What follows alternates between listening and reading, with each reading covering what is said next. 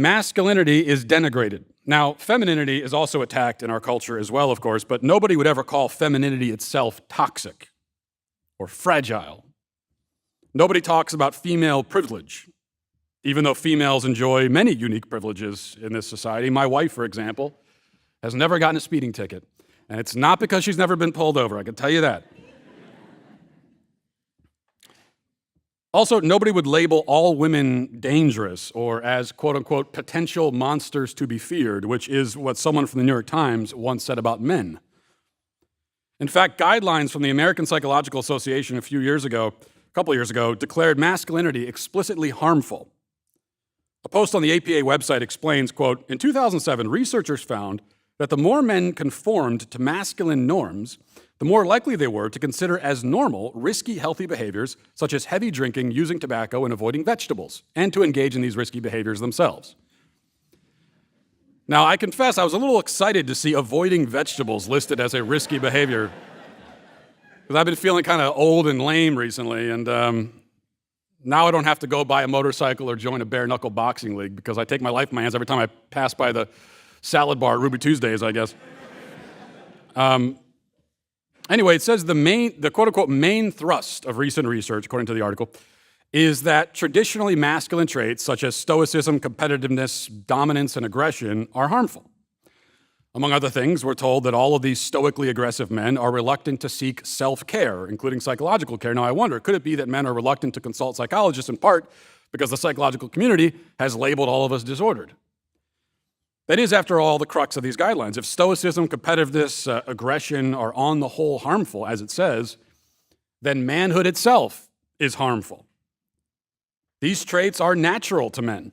Not every man has masculine traits to the same degree, and perhaps some men hardly display them at all, most of the men who work for CNN, for example. But in general, men are more emotionally reserved, more aggressive, more competitive, and more physically dominant. It didn't become this way because society engineered it this way. It already was this way. It always has been this way. Society did not invent masculinity. Society noticed it and gave it a name. And that's why throughout history, societies across the world, even those who never came in contact with each other, had unknowingly come to certain near unanimous agreements about the role of men everywhere in the world. In most civilizations, men did things like hunt and fight wars and protect their homes and play violent games of various sorts. There were coming-of-age rituals across the world for boys that were focused on making sure the boy is tough and strong and self-sufficient and so on. And certain masculine traits like stoicism, competitiveness, dominance, aggression were, again, in civilizations that had never come in contact with each other, encouraged and celebrated. Even when, just as one example, when the Spanish and the Aztec civilizations met, two civilizations that had, until that point, never encountered each other, an ocean apart, a world apart. But still, a lot of these very basic notions of manhood were shared by the two. They manifested in different ways, such as with the Aztecs, ripping out human hearts and so on. But I guess these days we'd call that toxic masculinity. But still, the basic ideas were there. The point here is that even from an anthropological perspective, it's evident that masculinity is not some arbitrary invention. It is ingrained. It is innate. We are witnessing a historic decline in masculinity in this country, a decline so pronounced that it's even reflected in rapidly dropping testosterone levels. I think something like 1% a year over the last 30 years is the trajectory. But then there's the next question. Is this a problem? Do we actually need masculinity? Or can we dispense with masculinity and become a society of, CNN men, of Brian Stelters? No, we cannot all be Brian Stelter. Even Brian Stelter shouldn't be Brian Stelter, to be honest. We do need masculinity. No society has ever thrived absent of masculinity. Granted, none were ever crazy enough to try. We are in many ways attempting to blaze a new trail here. But it won't lead anywhere to anywhere but ruin and destruction. Because you think about what role has masculinity traditionally played in society. Well, men have been the fighters. They've been the hunters. They've been the builders, the protectors, the providers. Men have also traditionally led in fields like science and math. The majority of great technological advancements and discoveries have been made by men. The majority of the great scientific discoveries have been made by men. Most of the most brilliant scientists in history, the vast, vast majority, were all men. That is not a coincidence. It's not because women are being excluded. It's just because there's something in the male brain that tends more towards these sorts of things. Men have been pioneers in multiple senses of the word. Men are especially suited for these various roles because they are typically stronger, more competitive, and more analytical, which is where the science and math comes in. Men are indeed bigger risk takers too, as that APA document suggests, but this is a good thing. Also, women are much more emotionally intelligent. They have greater empathy, while men tend to think more systematically. They tend to care less about how people feel. They're just worried about systemizing everything and analyzing it that way.